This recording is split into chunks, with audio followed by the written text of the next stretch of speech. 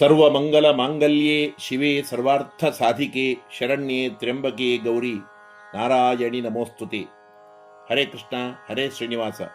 ಆಧ್ಯಾತ್ಮ ಬಂಧುಗಳೇ, ಜಗನ್ಮಾತೆಯ ಆರಾಧಕರೇ, ಭಾರತೀಯ ಇತಿಹಾಸ ಪರಂಪರೆಯಲ್ಲಿ ಅತ್ಯಂತ ಪವಿತ್ರವೂ ಶ್ರೇಷ್ಠವೂ ಪರಮ ಪುಣ್ಯದಾಯಕವೂ ಎನಿಸಿದ ಶರದೃತುವಿನಲ್ಲಿ ಆಶ್ವೀಜ ಮಾಸದ ಶುಕ್ಲ ಪಕ್ಷದಲ್ಲಿ ಬರುವ ನವರಾತ್ರಿಯು ಈ ವರ್ಷ 2025ರಲ್ಲಿ ಸೆಪ್ಟೆಂಬರ್ 22 ಸೋಮವಾರ ಬಂದಿದ್ದು, ಈ ಹಿಂದೆ ನವರಾತ್ರಿ ಪೂಜೆಯ ಮಹತ್ವವನ್ನು, ನವದುರ್ಗಾದೇವಿಯರ ರೂಪ ರಹಸ್ಯಗಳನ್ನು, ನವರಾತ್ರಿ ಪೂಜೆಯನ್ನು ವ್ರತವನ್ನು ನಡೆಸುವುದರಿಂದ ಆಗುವ ಪ್ರಯೋಜನ ಲಾಭಗಳನ್ನು, ಯಾವ್ಯಾವ ತಾರೀಕು ದಿನದಂದು ಯಾವ್ಯಾವ ವಿಶೇಷ ದಿನಗಳು ನವರಾತ್ರಿಯಲ್ಲಿ ಬರುತ್ತವೆ, ಹೀಗೆ ಯಾವ ರೀತಿ ಈ ಪೂಜೆಗಳನ್ನು ಮಾಡಬೇಕು ಎಂಬ ಸಂಕ್ಷಿಪ್ತವಾದ ಈ ವರ್ಷದ ನವರಾತ್ರಿ ಹಬ್ಬದ ಪೂರ್ಣ ವಿವರಣೆಯನ್ನು ಈ ಹಿಂದೆ ನೀಡಿದ್ದೇನೆ.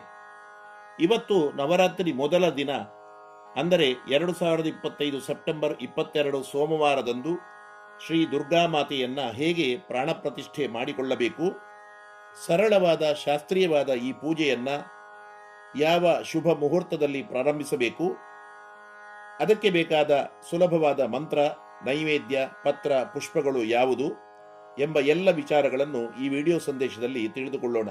ಬಂಧುಗಳೇ, ಇಲ್ಲಿಯವರೆಗೆ ತಾವು ನನ್ನ ವಿಶ್ವನಾಥ್ ಭಟ್ ಎಂಬ ಯೂಟ್ಯೂಬ್ ಚಾನಲ್ಗೆ ಸಬ್ಸ್ಕ್ರೈಬ್ ಆಗಿರದಿದ್ದರೆ ಆಗಿ, ಉತ್ತಮವಾಗಿದ್ದರೆ ಲೈಕ್ ಮಾಡಿ, ನಿಮ್ಮೆಲ್ಲ ಬಂಧು ಮಿತ್ರರಿಗೆ ಶೇರ್ ಮಾಡಿ, ನಿಮ್ಮ ಪ್ರಶ್ನೆ, ಮೆಚ್ಚುಗೆ, ಸಂದೇಹಗಳನ್ನು ಕಮೆಂಟ್ ಮೂಲಕ ನಮಗೆ ತಿಳಿಸಿ.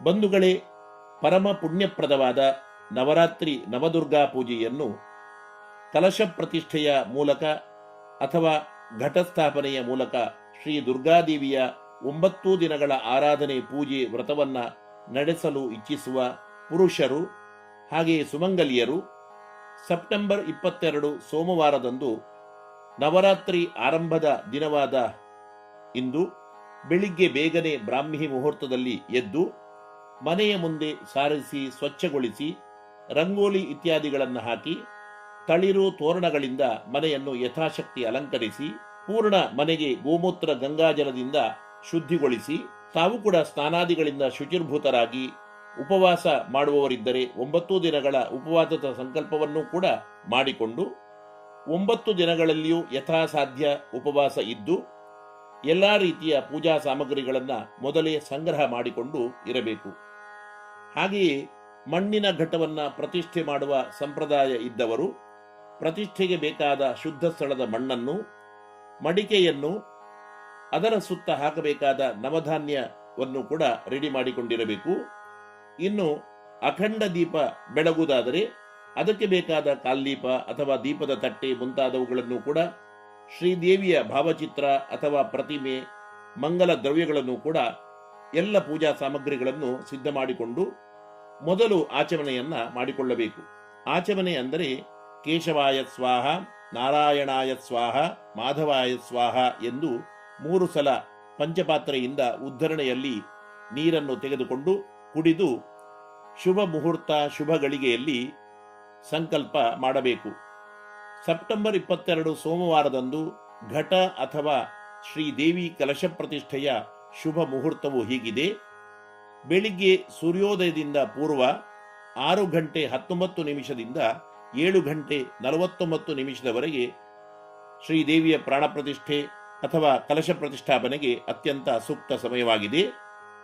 ಎರಡನೆಯದು ಬೆಳಿಗ್ಗೆ 9 ಗಂಟೆ 14 ನಿಮಿಷದಿಂದ 10 ಗಂಟೆ 49 ನಿಮಿಷದವರೆಗೂ ಕಲಶ ಪ್ರತಿಷ್ಠೆ ಅಥವಾ ಘಟ ಪ್ರತಿಷ್ಠೆಯನ್ನ ಮಾಡಬಹುದಾಗಿದೆ. ಅದು ಒಂದು ವೇಳೆ ಆಗದಿದ್ದರೆ ಮಧ್ಯಾಹ್ನ 11 ಗಂಟೆ 55 ನಿಮಿಷದಿಂದ 12 ಗಂಟೆ 43 ನಿಮಿಷದವರೆಗೆ ಅಭೀತ್ ಲಗ್ನ ಸುಮುಹೂರ್ತದಲ್ಲಿಯೂ ಕಲಶ ಅಥವಾ ಘಟ ಪ್ರತಿಷ್ಠೆಯನ್ನ ಅವತ್ತು ಮಾಡಬಹುದಾಗಿದೆ. ಅಖಂಡ ದೀಪವನ್ನು ಕೂಡ ತಯಾರಿಸಿಕೊಂಡು ಒಂದು ಹಿತ್ತಾಳೆ ಅಥವಾ ತಾಮ್ರ ಅಥವಾ ಬೆಳ್ಳಿಯ ಹರಿವಾಣದಲ್ಲಿ ಶುದ್ಧ ಮಣ್ಣನ್ನು ಹಾಕಿ ಅದರ ಮೇಲೆ ನವಧಾನ್ಯಗಳನ್ನು ಹಾಕಿ ಕಲಶ ಅಥವಾ ಘಟವನ್ನಿಟ್ಟು ಆ ಘಟದ ಒಳಗೆ ಅಥವಾ ಕಲಶದೊಳಗೆ ಗಂಗಾಜಲ, ಸುಗಂಧ ದ್ರವ್ಯ, ಅರಶಿನ, ಕುಂಕುಮ, ಪಚ್ಚೆ ಕರ್ಪೂರಾದಿಗಳನ್ನು, ಶುದ್ಧವಾದ ನೀರನ್ನು ಹಾಕಿ ಹಲಸಿನ 2 ತುದಿಯನ್ನು, ಮಾವಿನ 2 ತುದಿಯನ್ನು ಅದರಲ್ಲಿಟ್ಟು ಒಂದು ಕಾಯಿಯನ್ನು ಗಂಧ ಕುಂಕುಮಾದಿಗಳಿಂದ ಅದನ್ನು ಅಲಂಕರಿಸಿ ಶ್ರೀ ದೇವಿಯ ಭಾವಚಿತ್ರ ಪ್ರತಿಮೆಗಳನ್ನು ಶುದ್ಧವಾಗಿ ತೊಳೆದು ಯಥಾಸದ್ಯ ಅಭಿಷೇಕಾದಿಗಳನ್ನು ನಡೆಸಿ ಗಂಧ ಕುಂಕುಮಗಳನ್ನು ಭಾವಚಿತ್ರಕ್ಕೆ, ಕಲಶಕ್ಕೆ, ಕಾಯಿಗೆ, ಅಲಂಕಾರ ಮಂಟಪಕ್ಕೆ ಲೇಪಿಸಿ ಉತ್ತಮ ಹೂಗಳಿಂದ ಅಲಂಕರಿಸಿ ಸಂಕಲ್ಪ ಮಾಡಿಕೊಳ್ಳಬೇಕು. ಮೊದಲು ಪಂಚಪಾತ್ರೆಯ ನೀರೊಳಗೆ ತುಳಸಿಯನ್ನು ಹಾಕಿ ಗಂಗಾದಿ ತೀರ್ಥ ನದಿ ದೇವತೆಗಳನ್ನು ಸ್ಮರಿಸಿಕೊಂಡು ಆ ನೀರನ್ನು ಮುಟ್ಟಿಕೊಂಡು ಶ್ರೀ ಮಹಾಕಾಳಿ ಮಹಾಲಕ್ಷ್ಮಿ ಮಹಾಸರಸ್ವತ್ಯಾತ್ಮಕ ಚಂಡಿಕಾ ದುರ್ಗಾ ಪರಮೇಶ್ವರ್ಯಾ ಪೂರ್ಣಾನುಗ್ರಹ ಸಿದ್ಧ್ಯರ್ಥಂ ಅಸ್ಮಾಕಂ ಸಕುಟುಂಬಾನಾಂ ಸರ್ವೇಷಾಂ ಸಮಸ್ತ ಶ್ರೇಯೋಭಿವೃದ್ಧ್ಯರ್ಥಂ ಶರತ್ ನವರಾತ್ರಿ ಪುಣ್ಯಕಾಲೇ ಶ್ರೀ ದುರ್ಗಾ ಪರಮೇಶ್ವರ್ಯಾ ಕಲಶ ಪ್ರತಿಷ್ಠಾಪನ ಅಥವಾ ಘಟ ಪ್ರಸ್ಥಾಪನ ಪುರಸ್ಸರ ಮಹಾಪೂಜಾಖ್ಯಂ ಕರ್ಮ ಕರಿಷ್ಯೆ ಎಂದು ತುಳಸಿಯೊಂದಿಗೆ ನೀರನ್ನು ಬಿಟ್ಟು ಸಂಕಲ್ಪ ಮಾಡಿಕೊಂಡ ಮೇಲೆ, ಗೊತ್ತಿದ್ದರೆ ಶಂಖಪೂಜೆ, ಪೀಠಪೂಜೆ ಇತ್ಯಾದಿಗಳನ್ನು ನಡೆಸಿದ ಮೇಲೆ ಆವಾಹನೆ ಅಥವಾ ಪ್ರಾಣ ಪ್ರತಿಷ್ಠೆಯನ್ನ ಮಾಡಿಕೊಳ್ಳಬೇಕು. ಮೊದಲು ಕೈಯಲ್ಲಿ ಮಂತ್ರಾಕ್ಷತೆಯನ್ನು ಹಿಡಿದುಕೊಂಡು ಈ ಮಂತ್ರವನ್ನು ಹೇಳಬೇಕು. ಜಯಂತಿ ಮಂಗಲಾ ಕಾಳಿ ಭದ್ರಕಾಳಿ ಕಪಾಲಿನಿ ದುರ್ಗಾ ಕ್ಷಮಾ ಶಿವ ಧಾತ್ರಿ ಸ್ವಧಾ ಸ್ವಾಹ ನಮೋಸ್ತುತೆ. ಮಂತ್ರವನ್ನು ಇನ್ನೊಮ್ಮೆ ಹೇಳುತ್ತೇನೆ. ಜಯಂತಿ ಮಂಗಲಾ ಕಾಳಿ ಭದ್ರಕಾಳಿ ಕಪಾಲಿನಿ ದುರ್ಗಾ ಕ್ಷಮಾ ಶಿವ ಧಾತ್ರಿ ಸ್ವಧಾ ಸ್ವಾಹ ನಮೋಸ್ತುತೆ ಎಂದು ಮಂತ್ರವನ್ನು ಹೇಳಿ ಶ್ರೀ ದುರ್ಗಾ ಪರಮೇಶ್ವರಿಯನ್ನ ಪ್ರಾರ್ಥನೆ ಮಾಡಿಕೊಳ್ಳಬೇಕು.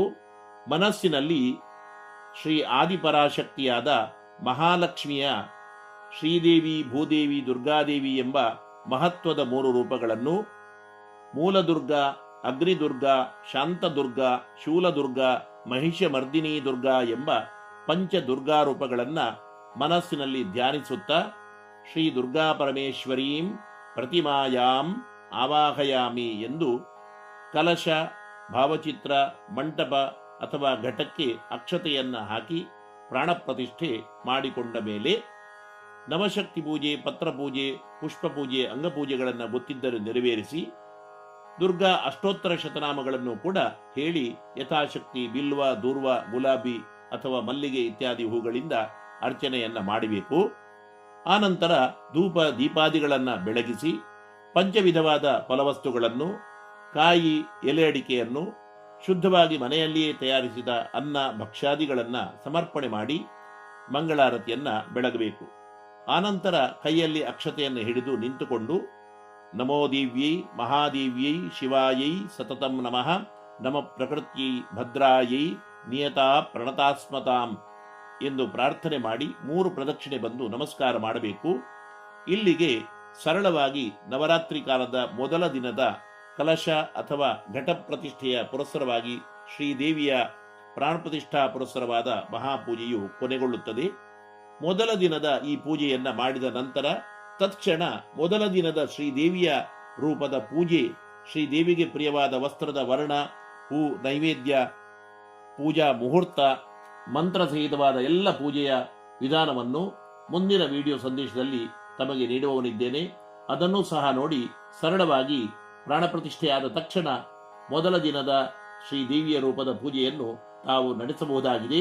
ನಿಮಗೆ ಶ್ರೀ ಭೂದುರ್ಗಾ ಸಮೇತಳಾದ ಮಹಾಲಕ್ಷ್ಮೀ ದೇವಿ, ಆ ಲಕ್ಷ್ಮೀ ನರಸಿಂಹಸ್ವಾಮಿಯು ಪೂರ್ಣಾನುಗ್ರಹವನ್ನ ಈ ನವರಾತ್ರಿಯ ಶುಭ ಸಂದರ್ಭದಲ್ಲಿ ಕೊಡಲಿ. ನಿಮಗೆಲ್ಲರಿಗೂ ಕೂಡ ಮತ್ತೊಮ್ಮೆ ನವರಾತ್ರಿ ಹಬ್ಬದ ಶುಭಾಶಯವನ್ನು ಹೇಳುತ್ತಾ ನನ್ನ ಮಾತನ್ನ ಮುಗಿಸುತ್ತೇನೆ. ಶ್ರೀ ಕೃಷ್ಣಾರ್ಪಣಮಸ್ತು. ಶ್ರೀಕೃಷ್ಣ ಶರಣಂ ಮಮ. ಶ್ರೀಕೃಷ್ಣ ಶರಣಂ ಮಮ.